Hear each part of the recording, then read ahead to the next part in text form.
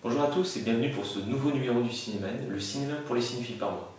Aujourd'hui, je vais rendre hommage à Michael Clark Duncan qui est décédé début septembre. Il était temps que je fasse cet épisode. Certains d'entre vous me demanderont sûrement mais qui est Michael Clark Duncan? À cela, je leur répondrai par une citation. Je m'appelle John Café, comme le café, sauf que ça s'écrit pas pareil.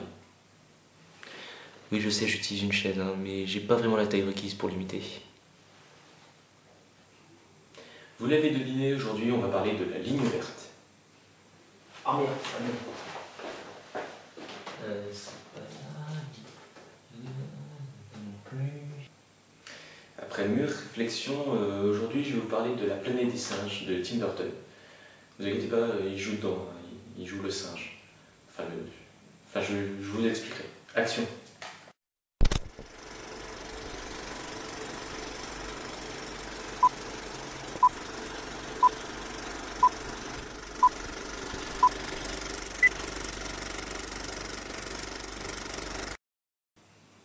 La planète des singes, qu'est-ce que ça raconte? Non sérieux, il faut vraiment que je vous raconte l'histoire? Bon, je veux bien le faire pour la fin. En 2029, la station Méron parcourt l'espace en utilisant des chimpanzés pour les missions les plus dangereuses. Lorsque l'un des chimpanzés est porté disparu, le capitaine Neo Davidson décide de partir dans l'espace pour le récupérer. Il est cependant inspiré par une faille temporelle et s'écrase sur une planète inconnue. Oh. Il se retrouve alors sur une planète hostile peuplée uniquement de singes humanoïdes et décide quand même de rejoindre les siens. C'est dans ce contexte que Tim Burton reprend le livre éponyme de 1963 et créé par Pierre Boulle. Certains diront qu'il s'agit d'un reboot du film de 1968 réalisé par Franklin Schaffner, ce qui n'est pas tout à fait faux. D'autres peut-être diront qu'il s'agit d'un remake de ce même film, et cela ferait mieux de se taire. Pour ma part, je préfère dire qu'il s'agit d'une nouvelle adaptation du roman, Tim Burton plaçant l'histoire sur une autre planète que la Terre, tout comme dans le livre, tandis que Schaffner, lui, place l'histoire sur Terre, juste après une guerre nucléaire.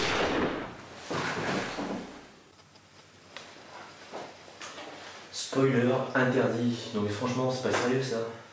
Sympa ces termes. Oui, enfin, du spoiler, c'est vite dit. Même ceux qui n'ont jamais vu La planète des singes le savent. C'est comme dire que... Dans Titanic, le bateau coule.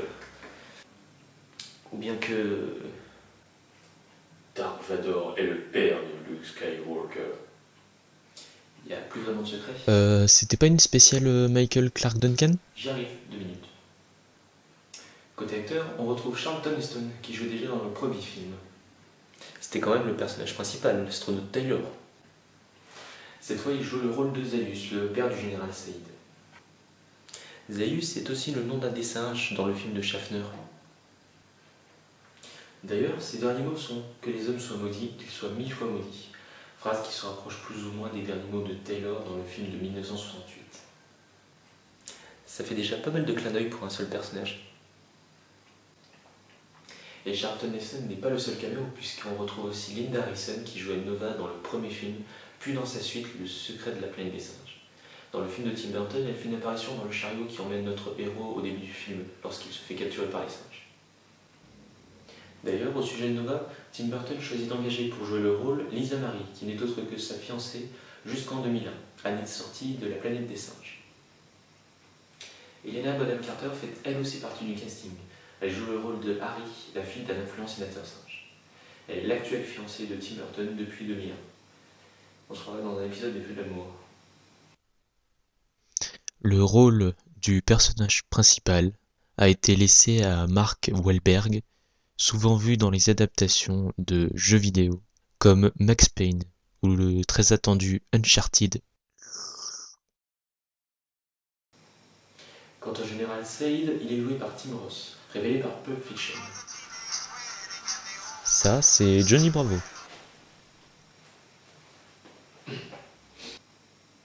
Plus tard, on le reverra dans L'incroyable Hulk, mais il se fera surtout un nom dans la série Lie to Me. Il est intéressant de parler aussi de Glenn Shadix, qui joue le rôle du sénateur Nadeau. On le retrouve également dans Beetlejuice et dans Demolition Man, et Tim Burton utilise sa voix dans L'étrange Noël de Monsieur Jack. Il est lui aussi décédé début septembre, le 7 plus précisément, il y a de cela 2 ans. Et il y a encore beaucoup d'acteurs à citer comme Eric Barry, vu dans Stargate, la porte des étoiles, Chris Christopherson, vu dans la saga Blade, David Warner, vu dans Tron et dans Titanic, Kari Hiroyuki Tagawa, vu dans Mortal Kombat puis plus récemment dans Taken, ou encore Paul Giamatti, vu dans The Truman Show. Mais n'oubliez pas qu'on est là pour parler de Michael Clarke Duncan. Enfant, il envisage une carrière dans le football américain, mais sa mère lui interdit de fréquenter les stades qu'elle juge trop dangereux. Plus tard, il est contraint d'arrêter ses études dans la transmission pour s'occuper de sa famille. Dans les années 80, sa carrière lui a permis de se faire repérer par un producteur qui l'engage en tant qu'agent de sécurité pour la pièce Beauty Shop. D'ailleurs, il a été le garde du corps de Will Smith pendant un certain temps. Il continue alors sa carrière d'acteur en jouant dans quelques spots publicitaires. Finalement, en 1998, on le retrouve aux côtés de Bruce Willis et Ben Affleck dans le film Armageddon. S'ensuit alors une grande carrière d'acteur, avec en 1999 La Ligne Verte, où il fut acclamé par la critique et nominé à l'Oscar du meilleur second rôle et aux Golden Globes. Il enchaîna ensuite les blockbusters avec La Planète des Singes, mais aussi Le Roi Scorpion, Daredevil, ou bien encore The Island, Street Fighter et Green Lantern, où il prête sa voix au personnage de Killmonger.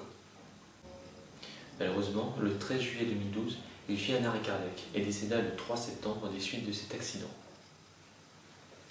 Il est vrai que je parle beaucoup de Michael Clarke Duncan, mais il n'est pas le seul à nous avoir quittés ce mois-ci. En effet, Pierre Mondier est décédé le 15 septembre des suites d'un lymphome. C'est pour cela que je parlerai de la 7e compagnie, mais ça, ce sera dans un prochain épisode du cinéma.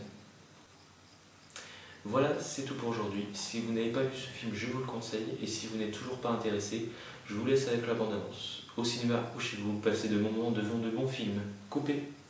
White boy soul, call it rock and roll. If it glitters, it must be gold. Conference calls are put on hold. Let's burn it again.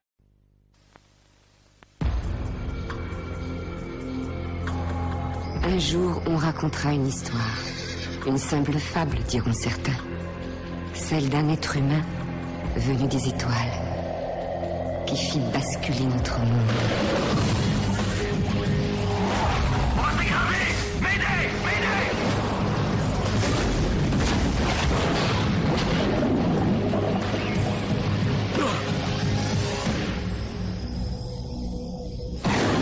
Dans un monde où la liberté n'existe plus. Où je suis? Qu'est-ce qui se passe ici? Sortez-les! Et nettoyez-les! La violence fait loi. On se lève en présence de son maître. Les puissants règnent par la terreur. Et tant que vous y êtes, ces bestioles ont une âme. Il y a une âme là-dedans. Ce que nous faisons aux humains est répugnant. Comment ils sont devenus comme ça? Comment tu voudrais qu'ils soient? S'il te voit dehors, il te tue. Si on reste, on est déjà mort. Tu viens de quelle tribu? L'armée de l'air américaine. Et j'y retourne. Les humains se sont échappés. Comment on sort de la cité? Je vais te montrer. Ils ont des singes avec eux, déclarait la loi martiale.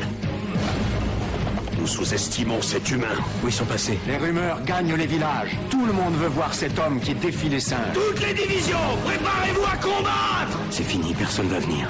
T'es venu, toi? Donnez l'ordre de marche! Amenez-moi l'homme de l'espace.